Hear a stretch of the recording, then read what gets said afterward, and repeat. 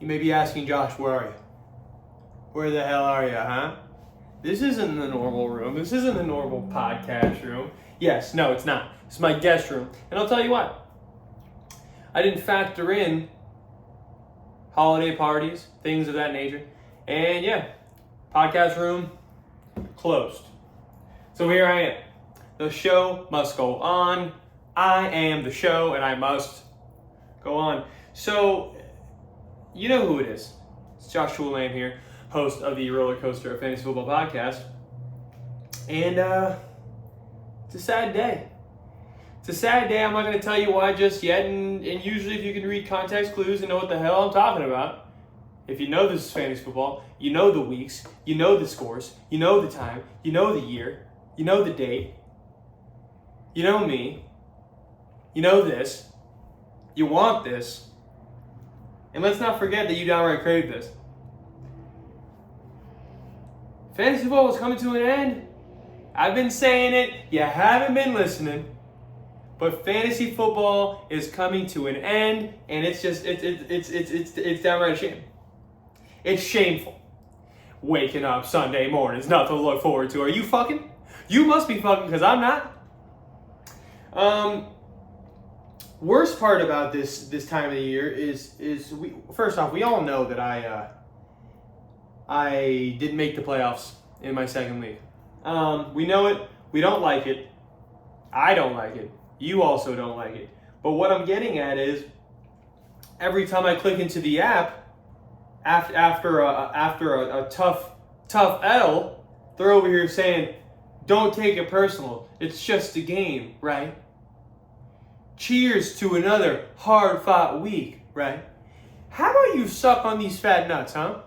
Because when I'm not in the playoffs and I'm playing for nothing other than L's, don't come at me and try to gaslight your butt. Because I will swing and I will scrap whoever's sending me these bullshit messages. I will find you, ESPN fantasy guy, and I'll put these hands on you. Huh? Couple things to address before I really get into the mix and how this week had went. My girl got me this crispy hat. Y'all heard me. If you can see it, it says flirt because I'm flirty. Y'all heard me. Secondly, she got me this little tank. I love you. Say it back.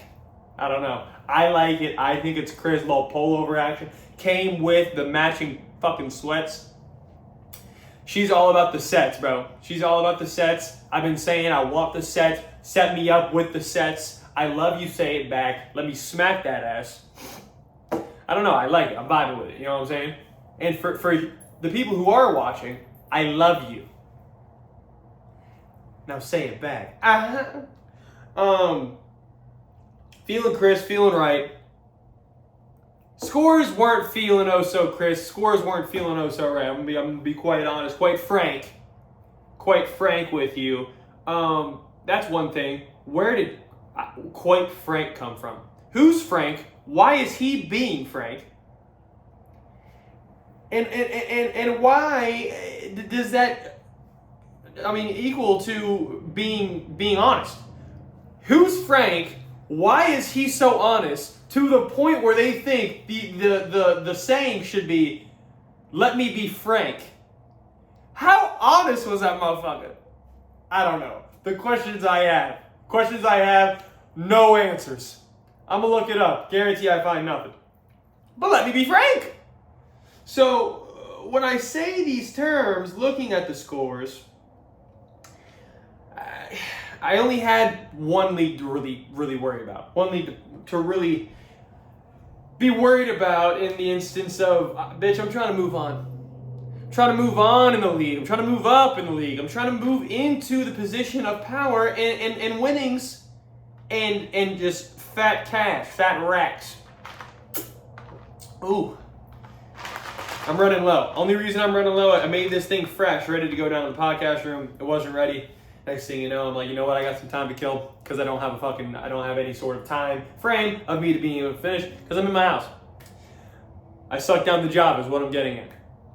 So let's dive in, man. Let's dive in. I'll get into the stuff that matters. And that's playoff semifinals to go to the chip. I mean, who doesn't want to be in the chip, huh? I mean, I've talked about this before. You start your season wanting to make it to the playoffs. Like, you can't shoot for a chip every year just because of the unknown. There's too much unknown. There's too many variables. How is one really going to shoot for the chip? How can you set your expectations of shooting for the chip when you're not the one out there performing? So what you can do is shoot for playoffs. You have 6, 4, 8 spots in the playoffs. I mean, I think if you have a football mind of any sort, with some sort of good luck on your side, whether it be your team just staying healthy or some late picks panning out, making the playoffs should be something pretty doable. And I think expectations being set for fantasy, you want something that's doable. You don't want something you can't do, huh? You don't want to set goals and aspirations for something you can't do all the time, or you have no sense of control over. So you set for the playoffs. Multiple spots, multiple things, multiple moves, there's things that you can do to acquire that goal. And that's what I did in this league. 10-team league, come in as the 3 seed, thick 3 seed. We know what happened last week. Just downright slashing first round. Just moved on like it was Nathan. And then I come into the semifinals. And I can't lie to you. And I wouldn't lie to you. One thing I pride myself when it comes to this podcast is I don't lie. I don't lie to you. I came in very nervous. Very nervous for this week. Semifinals. Seed 3 going against seed number 2. I was incredibly nervous. Incredibly nervous. And the reason why is some guys aren't playing up to expectation. Some guys are too bang or bust. Some guys are just downright not panning out. But hey, I gotta put a team together, right? So looking at my squad, no Jalen Hurts this week. I mean, yeah, sure, Jalen. Sure, Jalen. Biggest week of the year, sure. Go ahead and sit out. Biggest week of the year, huh? It's fine. Do what you need to do. No, Jalen. How about you don't ruin my life, huh? Life might be a little extreme, but in this instance, when I'm watching this week, it was my life. So, Jalen, yeah. That Sunday, you were ruining my life there, champ. Saturday and Sunday. Whenever you played, because you weren't playing. Had to pivot to the old Deshaun Watson. I mean, I've been trying to get this guy going here. And probably not the way that you think. Probably the way you shouldn't think. I've just been, manifesting good words, good terms. No massage, no nothing. Just good vibes, good words, good love. Not any sort of physical love. I'm not massaging them shoulders. But what I'm saying is good vibes, good stuff. Huh? He goes out there, lays a stinker. 11.8. This is a position where I have the number 1 quarterback in all of fantasy that I had to fill in with a stinker. Coming into this week, knowing that Jalen Hurts wasn't going to play,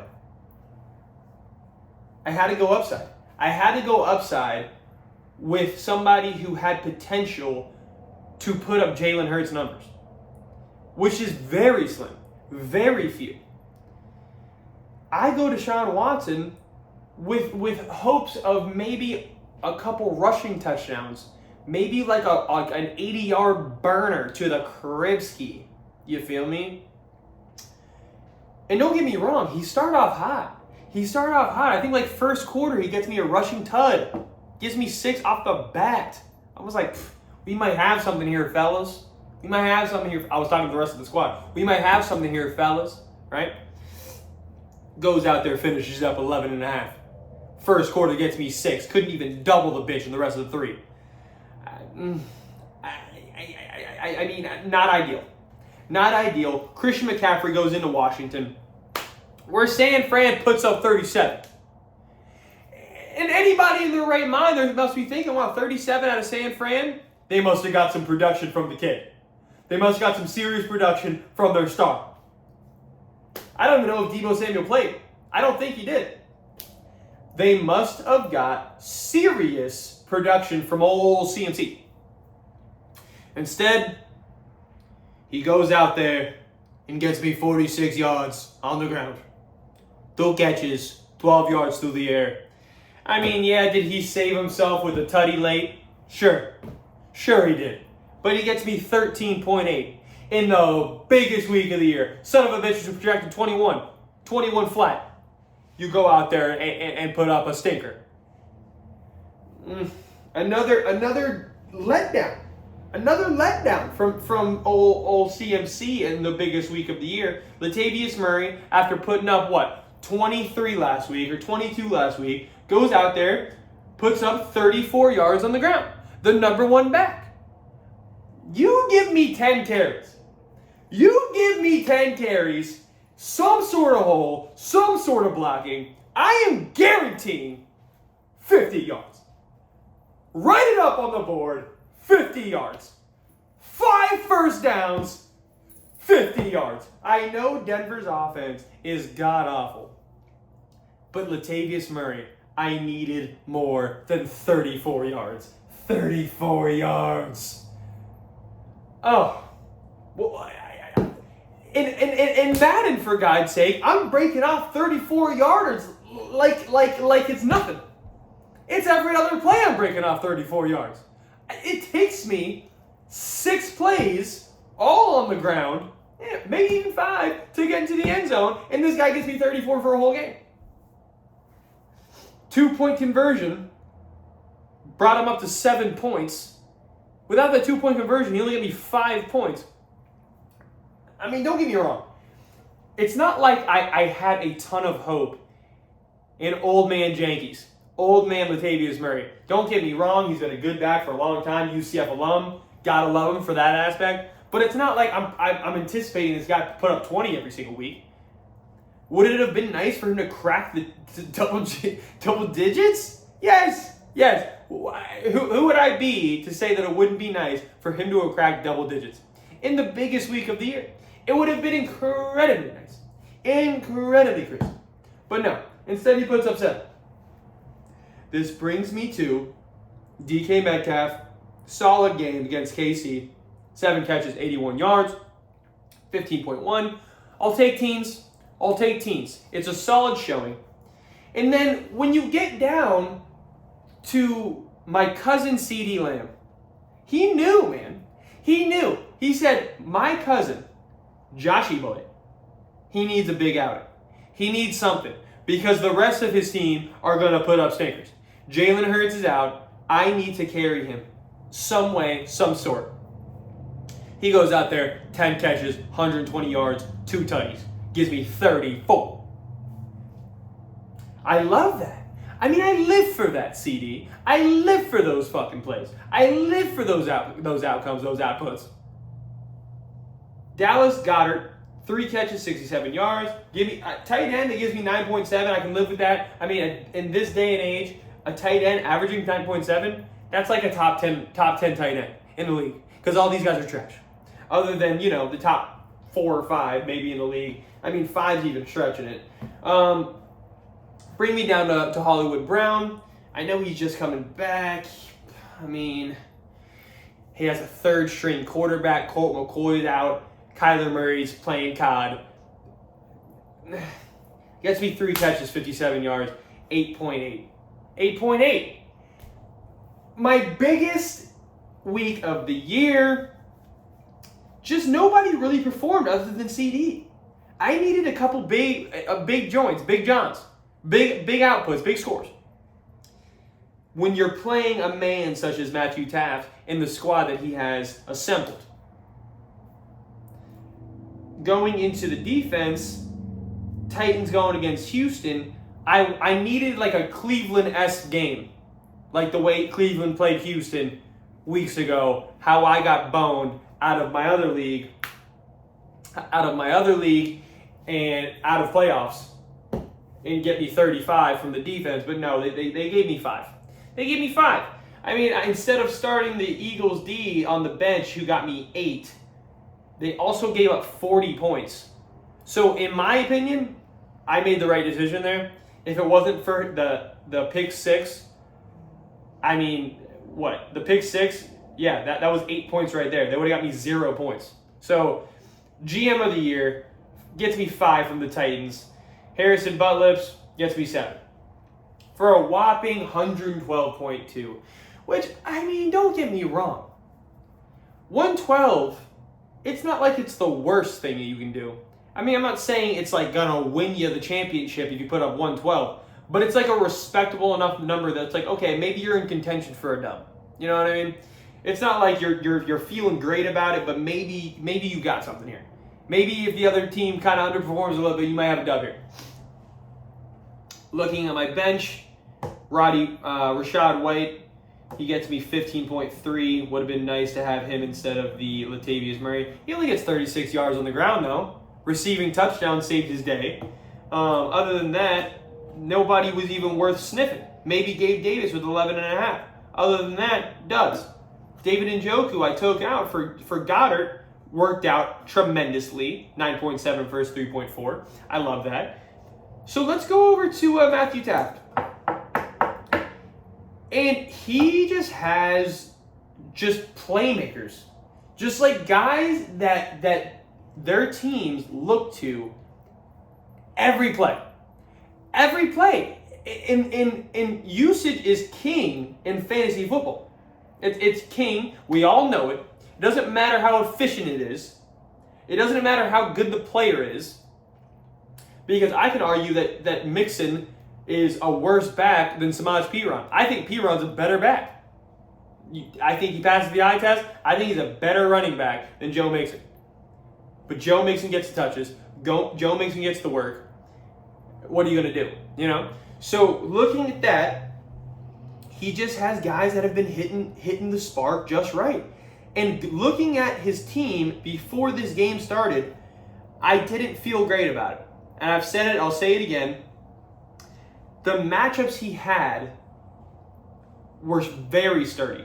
Very, very sturdy. And the reason I say that is, first off, Kirk Cousins has been doing his thing, not going to lie. New York Giants they haven't been impressive. I mean, they're trying to prove something. They've had a good year. They're trying to prove something. He puts up 24. That's good output for Kirk Cousins. He's been good. He's been good. Taft hasn't had a real legitimate quarterback. Kirk Cousins has taken over that role. I tried to trade him for Deshaun Watson. Son of a bitch wouldn't take it. Let's go down to Joe Mixon. Gets him 17.8. I mean, 7 catches, 43 yards, 65 on the ground. You're going to take that every day. You're going to take that every day. It's the usage that you want, even though he's not, I don't know. He's a receiving back. He's very inefficient in my eyes. Samaj Piron is a better back in my opinion. What are you going to do? Nick Chubb, 11.2. That's fine. I'll take that. Let's go to Justin Jefferson. Yes, he has Justin Jefferson. And there's nobody in fantasy right now that you would rather not play than Justin Jefferson. You don't want to play Justin Jefferson right now. If the team that you're playing against has Justin Jefferson, you're at a disadvantage off rip. Last 3 games, 31.3, 30.3, 30.3. No, sorry. 31.3, 30.3, 33.3. Game before that, he only gets 18.6, which is still a damn good game. Game before that, 29.34. Then he lays a stinker, 6.3, 35.3, 25.5. He's had a 30.3, 31, 39. What are you supposed to do when your main guy, your main receiver, is doubling your other receiver that you might have on your team? I mean, yeah, CeeDee Lamb put up big numbers for me, but Justin Jefferson right now is going for the record of the most receiving yards in the history of the NFL. He is the number 1 receiver on that team on a very pass-heavy offense, and he's going for the record. what other recipe could you have for disaster when you're playing him? Going against the Giants. Stacking with Kirk Cousins. Go ahead, Justin Jefferson. Go ahead and get Matthew Taft, 12 receptions, 133 yards, and a touchdown. For 31.3. 12 receptions? 12? Oh my God. So he does that. A.J. Brown, he goes and does his thing with Gardner Minshew, fucking 6 catches, 103 yards. Okay. Little update for tonight's game. A.J. Brown, 6 catches, 103 yards. Only gets him 16.3, but that's respectable. And then this is where it gets choppy. The tight end and flex position combined for 55 points. If your tight end and your flex are getting you 55 points,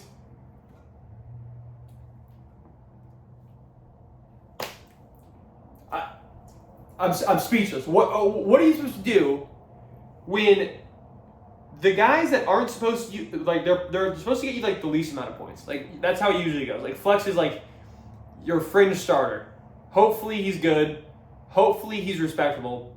Usually the better teams have a pretty dang good flex, but when you look at it, who's calling me? 55 points between the tight end and the flex is absurd, especially with the tight end in the mix. You might be asking, Josh, who were they? Who put up those numbers in the biggest week of fantasy football, and your opponent goes ahead and puts up 55 and 2? Jalen Waddle, 5 catches, 143 yards and a tutty. Off rip, going into, I think, was it the Monday night game or Sunday night game, whatever it was. I had a chance. Taft goes into the group chat. He's like, hey, there's a lot left to play. I was like, I'm with you. There's a chance. It's very slim, but there's still a chance. What? Jalen Waddle, first drive of the game, 1 catch, 84-yard tutty. Okay. Right then, I get a text into our group chat from Taft saying, GG's. I wasn't even watching the game because I was just I'm fed up. Goes ahead and puts up an 84-yard tutty to the crib. And that's where I accept the defeat. And then you might be thinking, Josh, who was the tight end? Tight end was George Kittle. And that's another thing. Purdy, being a rookie quarterback, needs his safety blankets. Tight end, running back. Just so happened he didn't go as much to Chris McCaffrey as he did in past weeks. He ends up going to George Kittle a little bit more. 6 catches, 120 yards, 2 tutties.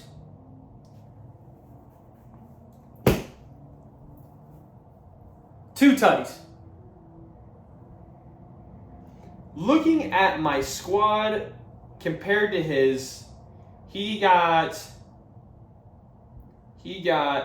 1, 3, 4, 7 touchdowns. I got 3 touchdowns. So he got 7 touchdowns on his end, and I got 3. What's the math here? So 3 of those were passing, so that's 4. Okay, so then we got 12 points right there. 12 points. Here's another one that's 18 through the air. Another one that's another 12. That's 30 points in just tutties.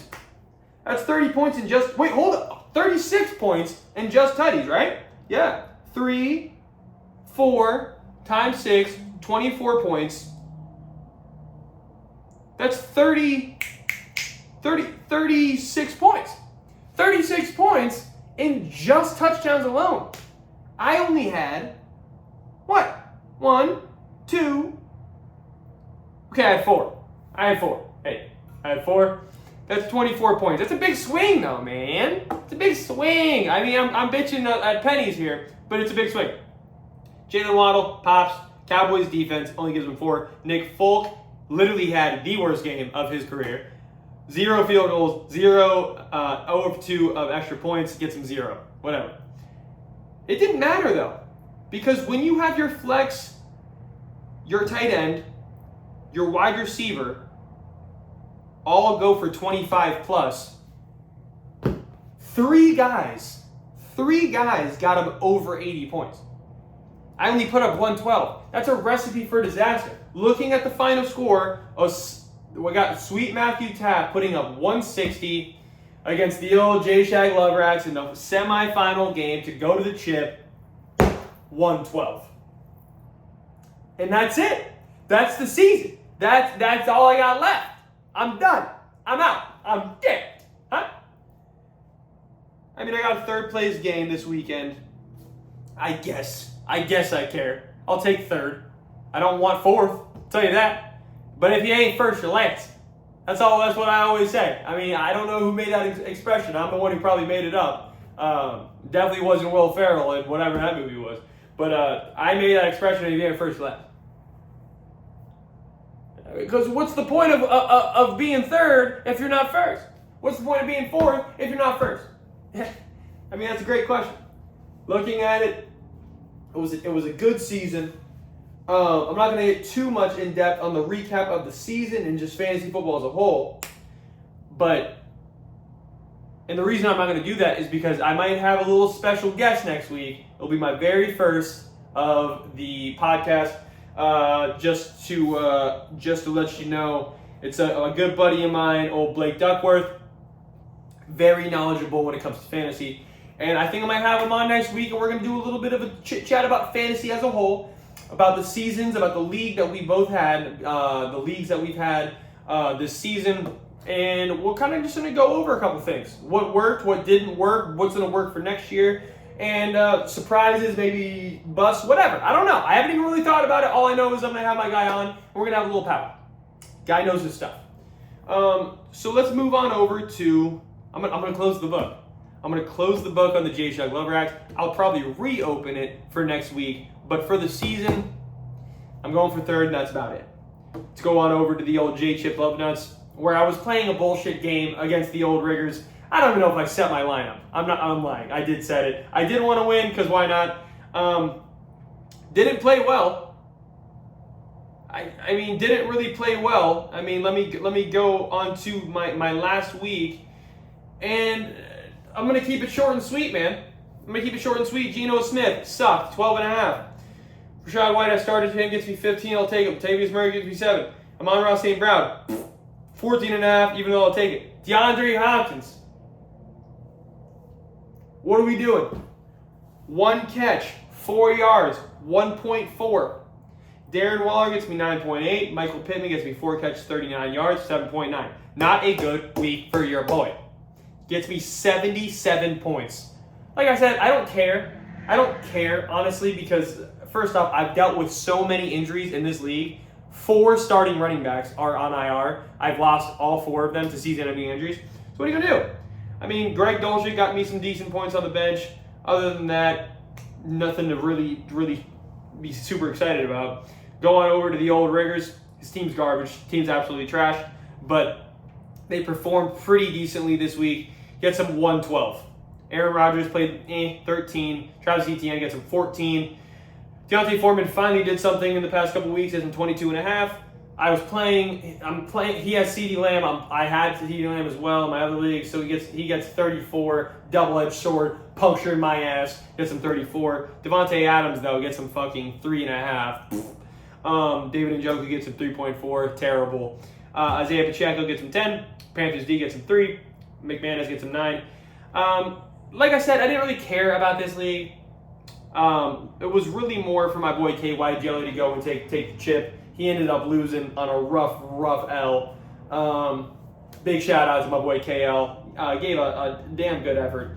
But that was pretty much it, man. I mean, looking at the leagues this year, I'm going to get more and more in depth probably next week. Really do a full recap with my buddy Blake. I'll talk about what went wrong, what went right. And I think it's safe to say, what went wrong is everybody got fucking hurt on my team. I mean, I lost at least 3 players for like the year in both leagues. And I'm talking stars. Brees Hall, Javonte Williams, Damian Pierce, Jonathan Taylor. I don't know. I'm not going to bitch and complain because I did have a good time. I'm chatting with the boys. It keeps us involved. I love my friends. I love my guys. Did I want to win the whole damn thing? Sure. You can't do it every year. But let's just say this. I'm coming for everybody's asses next year. I'll tell you that right now. Huh? But yeah. Good weeks, good times, good friends, good laughs, good memories. And that's about it, man. That's about it. That's all I can really give you. Much love. As you know, this is not your fantasy football. This is not your grandmother's fantasy football podcast. Let me know, man. I mean, I'm gonna be wrapping these up in the next couple weeks. I like talking to myself because I'm really just talking to myself on this camera, and I enjoy kind of just coming on here and just chit chatting. You know what I mean? Speaking my mind, see what we can get in when it comes to topics. I'm thinking about maybe doing some other things. So let me know. Let me know if you kind of enjoy these. I mean, shout out to those 22 subscribers, whatever it may be. Much love to the homies. But yeah, much love. Keep vibing. Happy New Year. Hope everybody had a great Christmas. And I'll see you soon.